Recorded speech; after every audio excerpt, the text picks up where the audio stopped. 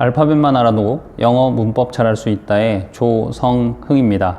자, 이번 시간에는요, 형용사에 대한 이야기를 알아볼 건데요. 형용사 하면 한자 자체가 좀 어렵다라고 느낄 수 있는데 좀 쉬운 한자로 바꿔서 제가 이야기를 해보면 형용이라는 말은 설명이라는 말하고 바꿔서 쓸 수 있습니다. 그래서 형용사는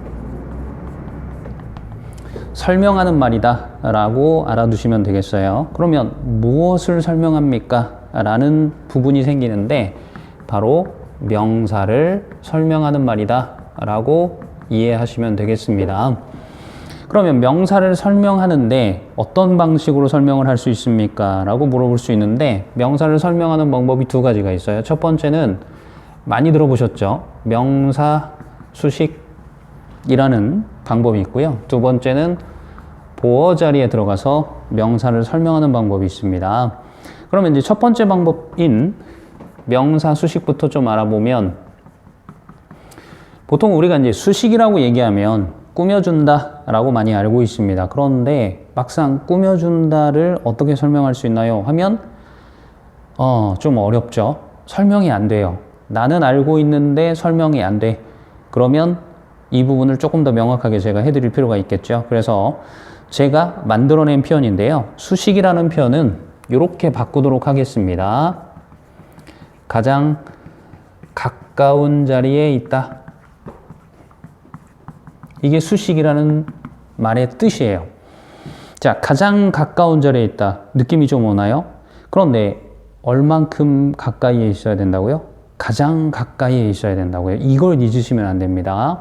나중에 익숙해지면 가까이에 있어요는 기억이 나는데 가장이라는 말을 좀 빼먹어서 문제가 될 소지가 좀 있거든요. 그래서 가장 가까운 자리에 있다를 잊어버리시면 안 되고, 그러면 명사를 수식하는 것, 즉 명사랑 가장 가까운 자리에 누가 들어간다?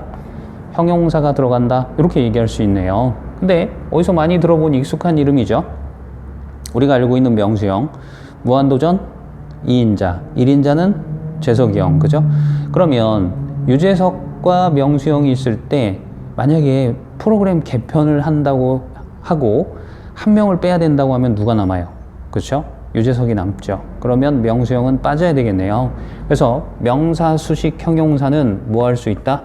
생략을 할 수 있다 라는 걸 꼭 기억을 해 두시면 되겠습니다. 무조건 빼라는 뜻이 아니고 중요한 문장의 형식을 따질 때는 명수형은 없는 걸로 간주해도 된다. 이런 뜻으로 받아들이시면 되겠습니다.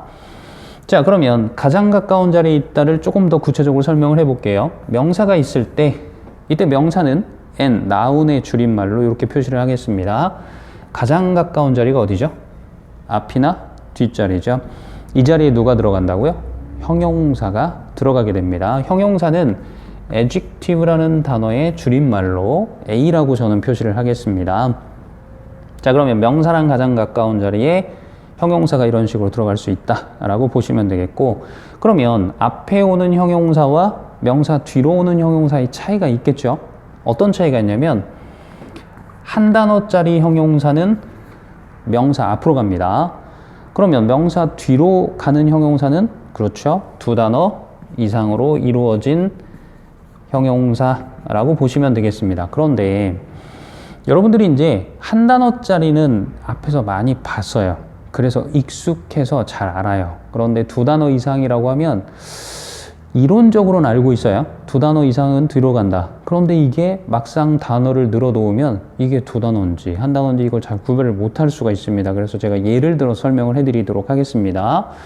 예를 들면 한 단어짜리는 이렇게 설명할 수 있을 것 같아요. kind,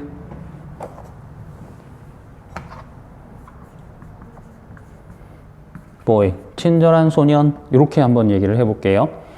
자, boy는 품사가 당연히 명사죠. 그럼 명사 앞에 있는 요 kind는 품사가 뭐가 돼요? 형용사가 돼요. 그럼 얘가 왜 형용사죠? 단어가 하나짜리니까. 그죠? 단어 하나짜리는 명사 어디로 온다? 앞으로 온다. 그런데 이렇게는 안 쓰죠. boy, kind, 그죠? 이거는 저한테 배우기 이전의 상태여도 읽어보면 뭔가 이상하죠. boy, kind? 왜 그러냐면 문법적으로 한 단어짜리 형용사는 명사 앞으로 들어가는 게 원칙이기 때문에 들어본 일이 없어요. 보이, 카인드 뒤로 가는 한 단어짜리 형용사는 들어본 적이 없습니다. 그래서 이상한데? 라고 생각할 수밖에 없어요. 자, 그래서 다시 한번 한 단어짜리 형용사는 어디에 온다? 명사 앞에 온다를 기억하시면 되겠습니다. 자, 그리고 두 단어 이상이면 명사 뒤로 간다 라고 얘기했는데 명사 뒤로 가는 두 단어 이상의 형용사가 두 단어 이상으로 되어 있으면 우리가 절 또는 구라는 표현을 쓰게 됩니다. 절이라는 건 두 단어 이상인데 주어 동사가 있어요 하면 절이고요. 두 단어 이상이긴 하지만 주어 동사는 없어요 라고 할 수 있는 게 구예요. 그래서 각각의 예를 좀 들어보도록 하겠습니다. 자, 토익 시험에 잘 나오는 표현인데요. those who are 라는 표현을 먼저 정리를 하고 여러분이 처음에 보기에 좀 수월하도록 제가 이렇게 묶어 드릴게요. those는 품사적으로 따지면 명사입니다. 보통 토익에서는 그 사람들 이렇게 해석이 되는 명사 표현이에요. 그러면 이 박스는 뭐가 될까요? 그렇죠. 명사랑 가장 가까운 자리에 있죠? 그러니까 형용사예요. 그런데 단어가 몇 개예요? 두 개죠. 그래서 절이나 구라는 표현으로 묶일 수 있다라고 해서 제가 박스로 묶어놨습니다. 자, 그러면 이게 절인지 구인지 따져보면 자, 여기에 있는 a가 비동사죠. 동사죠. 그러면 동사 앞에 나오는 말을 우리가 앞에서 뭐라고 배웠어요? 주어라고 배웠습니다. 그러면 두 단어 이상인데 주어 동사가 있네요. 그래서 뭐라고 부를 수 있어요? 절 이렇게 부를 수 있습니다. 자, 그리고 또 하나는 얘를 부르는 또 다른 표현이 이때 후가 나중에 뒤에서 배우게 되는데 이름이 관계 대명사라는 이름을 갖고 있어요.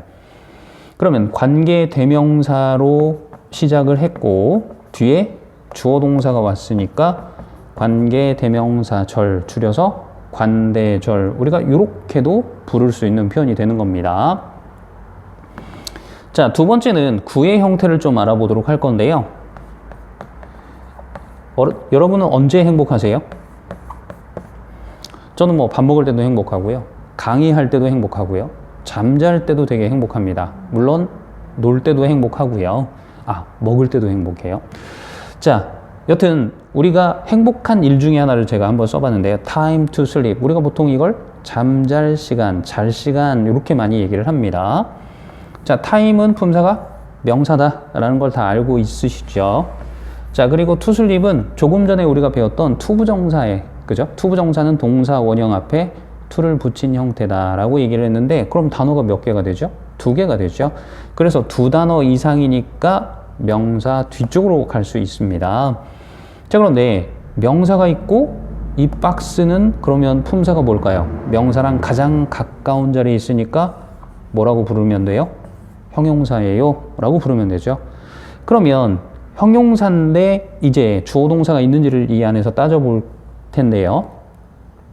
아까 동사 할 때, 가짜 동사 할 때 동사 앞에 to를 붙이면 더 이상 동사로 안 쓰고 명사나 형용사나 부사로 쓴다.